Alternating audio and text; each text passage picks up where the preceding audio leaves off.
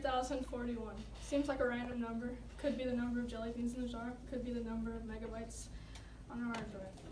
Random number. But in reality, this number is the amount of people that try to kill themselves each day. So it is an epidemic and it is a disease. And it's something that all of you all should care about.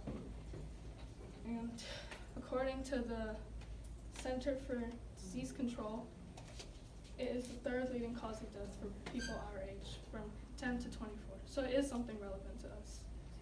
And you all should care about it.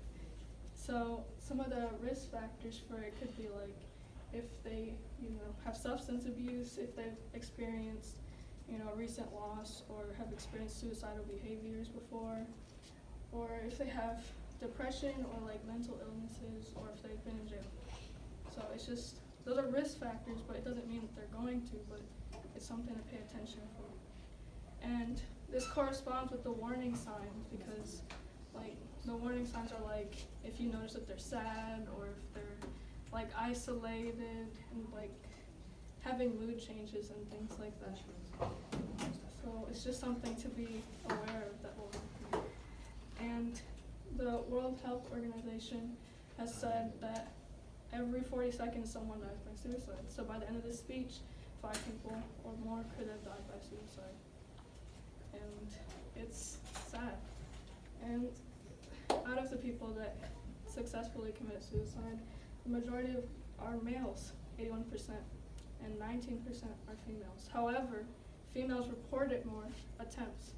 And this is because, in general, females are more open with our emotions and, are more comfortable talking about them. But, we're all people, and it's okay to say that you need help sometimes, whether you're a guy or a girl. It's important to reach out when you need help. And, then there's prevention for this stuff.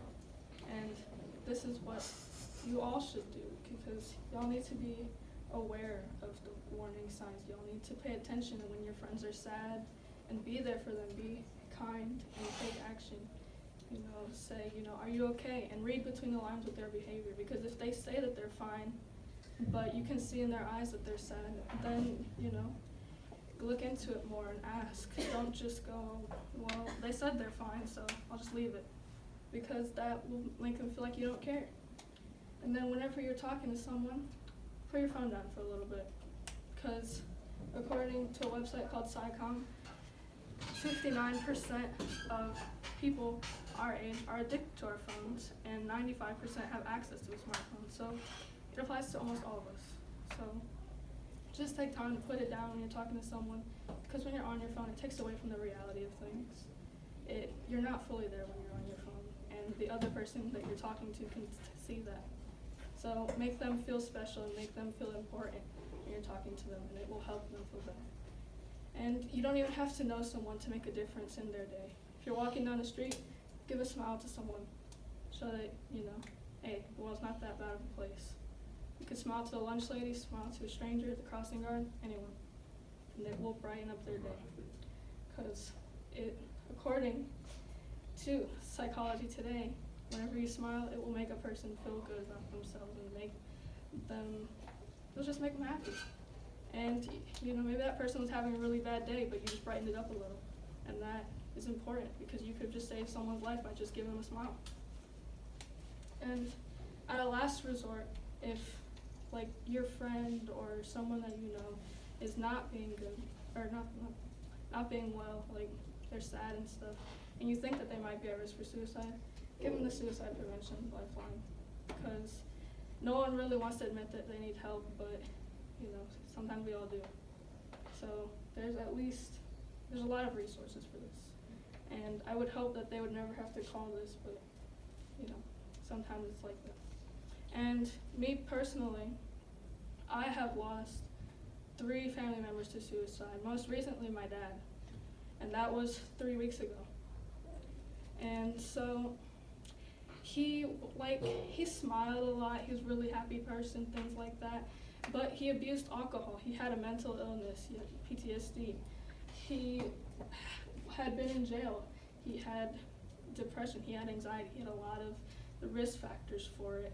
And he didn't show that many warning signs, but like, it's still important to just you show that you care. Because, so my parents lived in separate places. Like, my dad had his own apartment and my mom had the house. So they were going to a marriage counselor March 26th. And the counselor had asked really personal questions to my father. Really personal. They asked about how his father had committed suicide. They asked about the people that he saw die in Iraq and Afghanistan. And that really hurt my father. So much so that out of nowhere he decided to take his own life later that day. And because of the fact that we do not live in the same house, we didn't find his body until April 1st. And it just goes to show how unpredictable, suicide can be. Because the days before that, the months before that, my parents were doing great. They would have lunch every day and talk. At the end of the day, they would go to their separate houses and everything would be good.